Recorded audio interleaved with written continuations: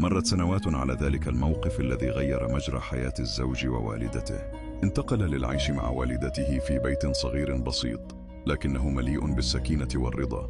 كان يعتني بها بكل حب، لا يترك لها حاجة إلا ويقضيها، ولا ينام حتى يطمئن عليها. كبرت الأم أكثر وضعف جسدها، لكنها كانت تبتسم كلما نظرت إلى وجهه قائلة: كأنك رزقي من الله، لا ابنا فقط، بل رحمة تمشي على الأرض.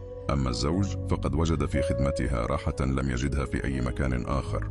ابتعد عن زوجته السابقة التي عاشت ندما كبيرا بعد أن تركها، فقد اكتشفت لاحقا أن لا أحد في هذه الدنيا يمكن أن يحبك ويضحي من أجلك مثل الأم.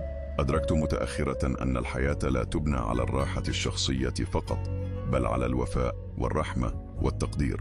مرت الأيام ورحلت الأم إلى جوار ربها، فكانت جنازتها شاهدة على حب ابنها لها.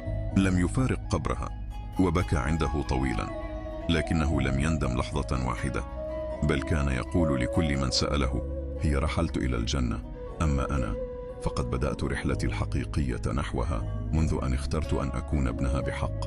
وبقي هذا الرجل رمزا في قريته، يضرب به المثل في البر والوفاء والرجولة. كبر وحيدا، لكنه كان محبوبا من الجميع، يزور الأيتام ويساعد الأرامل، ويقول دوما: تعلمت من أمي أن الرحمة كنز، ومن يضيع أمه يضيع قلبه قبل أي شيء.